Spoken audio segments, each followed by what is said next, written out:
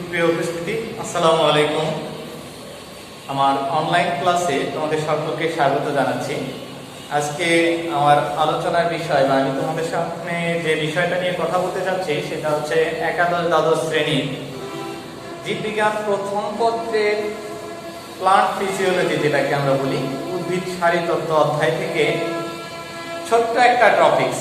তোমরা অনেকেই জানো এই অধ্যায়টা বেশ বড় সড়ো একটা অধ্যায়, বাট এখানে যে বিষয়গুলো আছে আমি এগুলো ভেঙে ভেঙে তোমাদের ভিডিওর মাধ্যমে আপলোড করার চেষ্টা করব।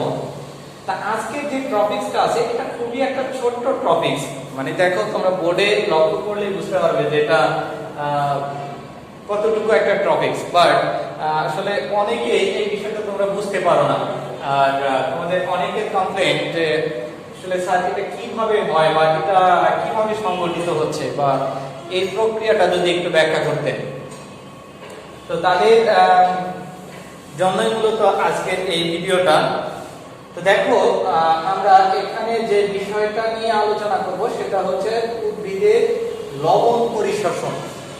তোমরা নবম দশম শ্রেণীতে যখন ছিলে তখন নিশ্চয়ই তোমরা এই বিষয়টা পড়ে আসছো যে উদ্ভিদ খনিজ লবণ পরিশোষণ করে মূলত দুইটা প্রক্রিয়ার মাধ্যমে, একটা সক্রিয় আর একটা নিষ্ক্রিয়।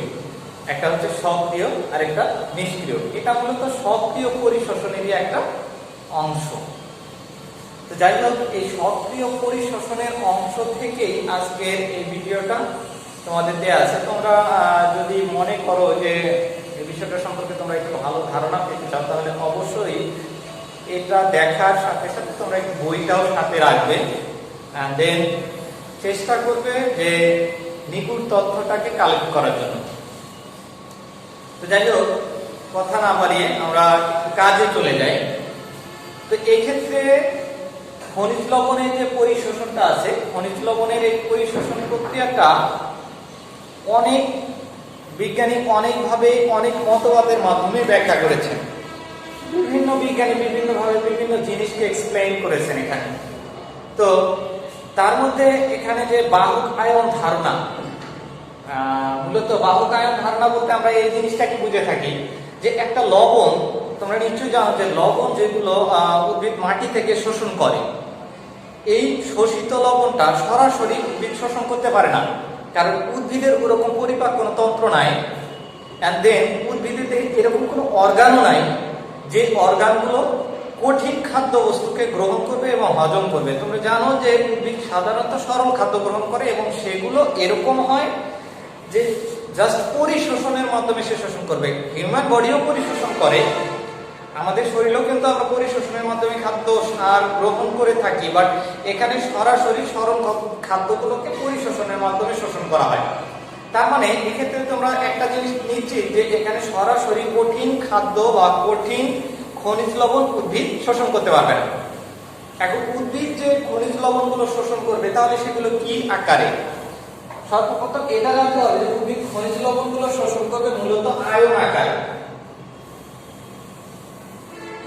আয়ন আকারে খনিজ লবণগুলো শোষণ করে। এখন সেটা ধনাত্মক আয়ন হতে পারে, ঋণাত্মক আয়ন হতে পারে, এন্ড আদার্স যে কোনো ধরনের হতে পারে, সেটা ধনাত্মক অথবা ঋণাত্মক হোক। এখন এই আয়নগুলো মূলত তোমরা জানো যে মাটিতে, পানিতে এবং বায়ুতে, বিশেষত মাটিতে খনিজ লবণটা দ্রবীভূত থাকে এবং খনিজ লবণের যে আয়নগুলো থাকে সেগুলো হচ্ছে potassium, magnesium, iron, manganese, copper, zinc, তারপর হচ্ছে নাইট্রেট, তারপর এই যে এই টাইপের সালফেট, ক্লোরিন বা ক্লোরাইড আয়ন, এই ধরনের কতগুলো আয়ন মূলত মাটি থেকে উদ্ভিদ শোষণ করে থাকে। তো মাটি থেকে এই যে শোষণ প্রক্রিয়াটা, এটা মূলত দুইটা প্রক্রিয়ায় হয়ে থাকে, একটা সক্রিয় পরিশোষণ আর একটা হচ্ছে নিষ্ক্রিয় পরিশোষণ। তো এখানে আমরা সক্রিয় পরিশোষণ সম্পর্কেই আলোচনা করব। সক্রিয় পরিশোষণ সম্পর্কে আমাদের একটু জানতে হবে। এটা সক্রিয় পরিশোষণ, মূলত সক্রিয় পরিশোষণটা কি সেটাকে আমাদের আগে জানতে হবে। সক্রিয় পরিশোষণ বলতে আমরা ওই ধরনের পরিশোষণকে বুঝি যে পরিশোষণ প্রক্রিয়াটার মধ্যে উদ্ভিদ তার বিপাকীয় শক্তিটাকে কাজে লাগাবে, এক কথাই শেষ। অর্থাৎ উদ্ভিদ তার দেহের নিজের বিপাকীয় শক্তিটাকে কাজে লাগায় যে লবণটা বা যে খাদ্যটা শোষণ করবে এটাকে আমরা বলে থাকি সক্রিয় পরিশোষণ। তার মানে সক্রিয় পরিশোষণ হইতে গেলে অবশ্যই বিপাকীয় শক্তি ব্যয় করতে হবে। তার মানে তোমরা এখানে একটা জিনিস শিওর যে এখানে শক্তি ব্যয় করে লবণটাকে শোষণ করতে হবে। যে এই সক্রিয় পরিশোষণের ক্ষেত্রে যে বাহক আয়ন ধারণা, এখানে অনেকগুলো ধারণাই দেওয়া আছে। যেমন দেওয়া আছে সাইটোক্রোম পাম্প মতবাদ, মূলত সাইটোক্রোম পাম্প মতবাদটাই আমরা এখানে পড়তেছি। তারপরে দেওয়া আছে প্রোটন আয়ন কো ট্রান্সফার লেসিথিন মতবাদ। এই তিনটা মতবাদ দেওয়া আছে মূলত সক্রিয় পরিশোষণের ক্ষেত্রে। তো সক্রিয় পরিশোষণের যে এই তিনটা পদ্ধতি এখানে আছে, এখানে সবগুলো তোমাদের জন্য প্রযোজ্য না, সবগুলো তোমাদের জন্য পড়তে হবে না। যেটা বেশি জটিল তোমরা শুধু এই টপিকসটা পড়ো। বেশি জটিলের মধ্যে এই মতবাদটাই সবথেকে বেশি জটিল। এই মতবাদের নাম হচ্ছে প্রোটন পাম্প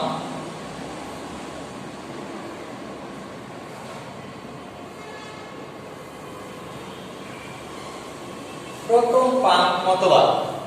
এই প্রোটন পাম্প মতবাদ প্রবর্তন করেন বিজ্ঞানী লুন্ডেগর।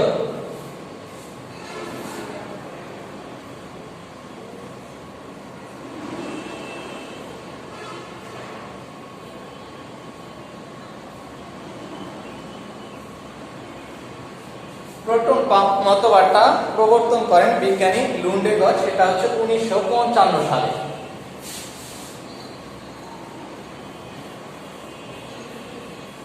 এতটুকু তোমরা এমসিকিউ এর জন্য ধারণা রাখবে। তাহলে লুন্ডেগর মতবাদটা কি? এটা মূলত প্রোটন পাম্প মতবাদ। তার মানে প্রোটন পাম্প শব্দটা শুনেই কিন্তু একটা জিনিস আমাদের মাথায় আসতেছে যে প্রোটন পাম্প তার মানে কি, এখানে প্রোটনের এক্সচেঞ্জের মাধ্যমেই মূলত খনিজ লবণটা উদ্ভিদ শোষণ করবে। আর তুমি আরেকটা জিনিস নিশ্চয়ই জানো যে উদ্ভিদ যে খনিজ লবণগুলো শোষণ করে বা উদ্ভিদ যে খনিজ লবণগুলো তার দেহ অভ্যন্তরে শোষণ করে নেয়, সেটা কোষ ঝিল্লি ভেদ করে, এবং এই প্রক্রিয়াটাকে যদি আমরা সহজভাবে বলি সেটা হচ্ছে অবিস্রবণ প্রক্রিয়া। অবিস্রবণ প্রক্রিয়া ছাড়া কোনো উদ্ভিদ খনিজ লবণ শোষণ করতে পারে না। আর অবিস্রবণের প্রধান যে প্রধান যে মাধ্যম সেটা হচ্ছে কোষ ঝিল্লি। তো এইখান থেকে এইটু যে চিত্রটা তোমরা দেখতে পাচ্ছ, এটা মূলত কোষ ঝিল্লির অভ্যন্তরের অংশ। একটু ভালো করে খেয়াল করো, এটা হচ্ছে কোষ ঝিল্লির অভ্যন্তরীণ অংশ। মানে এখানে যে রেখাটুকুর মধ্যে তুমি এত কিছু দেখতে পাচ্ছ, এটা শুধুমাত্র কোষ ঝিল্লির একটা অংশ মাত্র। এটা কোষ ঝিল্লির ভিতরের বাহিরের তল, আর এটা হচ্ছে ভিতরের তল। তার মানে কোষ ঝিল্লির এই বাহিরের তল থেকে আয়নগুলো, যেমন মাইনাস আয়নগুলো মানে নেগেটিভ আয়নগুলো, ঋণাত্মক আয়নগুলো এই কোষ ঝিল্লি ভেদ করে ভিতরের তলে প্রবেশ করবে। এটা মূল থিওরি। এখানে মূল থিওরিটা হচ্ছে এই পাশ থেকে নেগেটিভ আয়ন বা ঋণাত্মক আয়নগুলো এই পাশে প্রবেশ করবে। কিন্তু এর জন্য আমাদেরকে একটা ঋণাত্মক আয়ন মাইনাস করে তারপরে আমাদের অপর একটা ঋণাত্মক আয়নকে ইনপুট করতে হবে। কারণ আমরা সাধারণত জানি যে আয়নের যদি সমতা থাকে বা ভিতরে বাহিরে যদি আয়ন একই পরিমাণে থাকে, সেক্ষেত্রে আয়ন প্রবাহিত হয় না। তার মানে যখন কম বেশি হবে বা ঘাটতি থাকবে, ঠিক তখনই কিন্তু এগুলো ট্রান্সফার হয়, এক জায়গা থেকে আরেক জায়গায় ট্রান্সফার হয়। এখন আসো এই থিওরির মূল আলোচনায়, বা এই থিওরিটা আসলে কি, প্রোটন পাম্প মতবাদ বা লুন্ডেগরের যে লেসিথিন মতবাদ, প্রোটন প্রবাহ মতবাদ যেটাই বলি না কেন, এটা আসলে কিভাবে সংগঠিত হয়ে থাকে। এটার প্রধান যে উপাদান সেটা হচ্ছে সাইটোক্রোম। প্রধান বাহক হচ্ছে সাইটোক্রোম। অর্থাৎ এই প্রোটন পাম্প মতবাদের প্রধান বাহক হচ্ছে সাইটোক্রোম। এটা এমসিকিউ থাকে যে প্রোটন পাম্প মতবাদের প্রধান বাহক হিসেবে কাকে ধরা হয়, সেটা হচ্ছে সাইটোক্রোম। এখানে দেখো সাইটোক্রোম এ, সাইটোক্রোম বি, সাইটোক্রোম সি, এই তিনটা হচ্ছে ইলেকট্রন বাহক। এখন তোমাদের হাতে প্রশ্ন আসতে পারে যে সাইটোক্রোমটা কি? সাইটোক্রোমগুলো হচ্ছে মূলত ইলেকট্রনের বাহক। এরা ইলেকট্রনের বাহক হিসেবে কাজ করে। এখন এখানে ইলেকট্রনের কাজটা কি? তোমরা জানো ইলেকট্রন ঋণাত্মক আয়ন যুক্ত। ইলেকট্রন যদি দেহ থেকে বের হয়ে যায় তাহলে ভিতরে ঋণাত্মক আয়নের ঘাটতি হবে, আর এই কোষ ঝিল্লির বাহির থেকে ঋণাত্মক আয়ন ভিতরে প্রবেশ করতে পারবে। তো এখানে দেখো লুন্ডেগার মতবাদের যে প্রথম যেটা আছে সেটা হচ্ছে ভিতরের তল, যেটা কোর ঝিল্লির ভিতরের যে তলটা আছে এই ভিতরের তলে এই যে ডিহাইড্রোজেনাস বিক্রিয়া, একটা আমি এখানে লিখে দিছি ডিহাইড্রোজিনেস বিক্রিয়া। এই ডিহাইড্রোজিনেস বিক্রিয়ার মাধ্যমে এখানে ইলেকট্রন এবং প্রোটন উৎপন্ন করে, ইলেকট্রন এবং প্রোটন উৎপন্ন করে।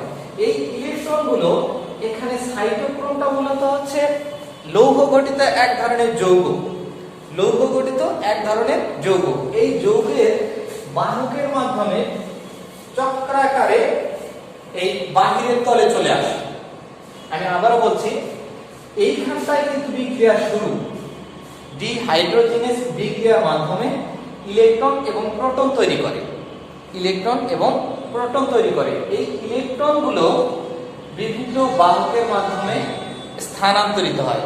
এই ক্ষেত্রে কিভাবে স্থানান্তরিত হয় দেখো, এই ইলেকট্রনটা এই সাইটোক্রোমের আয়রনের সাথে বিক্রিয়া করে, সাইটোক্রোম আয়রনের সাথে বিক্রিয়া করে এখানে একটা দেখো ধনাত্মক আয়ন দুইটা আছে, এখানে আছে ঋণাত্মক আয়ন একটা। তো এ সাধারণত যখন এর সাথে বিক্রিয়ায় লিপ্ত হয় বা বিক্রিয়ায় অংশগ্রহণ করে তখন দেখা গেছে সে তিনটা ধনাত্মক আয়নে পরিণত হচ্ছে। মানে দেখা একটা ঋণাত্মক আয়নকে ধ্বংস করার জন্য অবশ্যই একটা ধনাত্মক আয়নকেও রিমুভ করতে হয়, এরকম চক্রাকারে আবর্তিত হয়। ইলেকট্রনটা এখানে আসতেছে অর্থাৎ সাইটোক্রোম সি তে, চক্রাক্রমে সাইটোক্রোম বি, সাইটোক্রোম বি থেকে সাইটোক্রোম এ তে আসতেছে, চক্রাকারে আবর্তিত হচ্ছে। এই যে হচ্ছে এই ইলেকট্রনটা এখানে এসে উপস্থিত হয়েছে। তোমরা এইটুকু যদি বুঝতে পারো তাহলে বিক্রিয়াটা, হ্যাঁ দেখো ইলেকট্রনটা বাহকের মাধ্যমে যখন সি থেকে বি, বি থেকে এ, এ তে চক্রাকারে আবর্তিত হয়ে এখানে চলে আসে, এটা কিন্তু কোর ঝিল্লির বহিঃতল। এখানে এই ইলেকট্রনটা প্রবেশিত অক্সিজেনের সাথে বিক্রিয়া করে, আর এই যে এখান থেকে প্রোটন যেটা আসছে এই প্রোটনটাও এখানে চলে আসে। এই হাইড্রোজেন মানে এই প্রোটন এবং প্রবেশিত অক্সিজেনের সাথে বিক্রিয়া করে পানি তৈরি করে এটা বাইরে বের করে দেয়, পানির কণা তৈরি করে বাইরে বের করে দেয়। এখন দেখো এখানে একটা ঋণাত্মক আয়নের ঘাটতি ঘটেছে, এই ঋণাত্মক আয়নের ঘাটতিটাকে পূরণ করার জন্য পুনরায় একটা অক্সিজেন, পুনরায় একটা ঋণাত্মক আয়ন এই কোর ঝিল্লির ভিতরে প্রবেশ করে। এবং এটাও এই যে উপরের লেয়ারটা দেখো একটু খেয়াল করো, এটা ঋণাত্মক আয়ন এই ধনাত্মক আয়নের সাথে বিক্রিয়া করে, এরকম ভাবে দেখো পর্যায়ক্রমিক ভাবে তিনটা ধনাত্মক আয়ন তৈরি করে ফেলেছে। এই যে সার্কেলটা থেকে আবার এই পাশে থাকে, এরকম ভাবে সে দেখো আবার এই যে এইখানটায় এসে উপস্থিত হয়েছে। তো এই যে সার্কেল আকারে সে স্থানান্তরিত হচ্ছে, অর্থাৎ চক্রাকারে এই ঋণাত্মক আয়নটা স্থানান্তরিত হচ্ছে, এটা দেখো বাহির থেকে এই কোর ঝিল্লির ভিতরে প্রবেশ করতেছে, আর এই কোর ঝিল্লির ভিতরে থাকা যে ইলেকট্রনটা এটা চক্রাকারে বাইরে চলে আসছে। এইভাবে মূলত ঋণাত্মক আয়নগুলো এই সাইটোক্রোম বা কোর ঝিল্লির ভিতর দিয়ে বা সাইটোক্রোম বাহকের মাধ্যমে কোর ঝিল্লির ভিতর দিয়ে আমাদের উদ্ভিদ দেহের অভ্যন্তরে প্রবেশ করতেছে। তো আশা করি এই মতবাদটুকু তোমরা বুঝতে পারছো। এরপরেও যদি তোমাদের এই মতবাদের মধ্যে কোনো ধরনের সমস্যা হয় বা তোমাদের যদি কোনো প্রবলেম হয় তাহলে তোমরা অবশ্যই আমাকে নক করতে পারো, ইনবক্সে জানাতেও পারো। তো আজকের এই সক্রিয় পরিশোষণ পদ্ধতির এই চ্যাপ্টারের এই অংশটা সবথেকে পরীক্ষায় বেশি থাকে, অর্থাৎ যদি সক্রিয় পরিশোষণ সম্পর্কে কোনো প্রশ্ন থাকে ম্যাক্সিমাম প্রশ্নের মধ্যে এই মতবাদ বা এই থিওরিটাই ব্যাখ্যা করতে বলে, যার কারণে আজকের এই টপিকটুকু নিয়েই তোমাদের আলোচনা। আশা করি তোমরা এই ভিডিওটার মাধ্যমে কিছু হলেও উপকৃত হবে। তো ধন্যবাদ সবাইকে, সবাই ভালো থাকো, সুস্থ থাকো, আল্লাহ হাফেজ।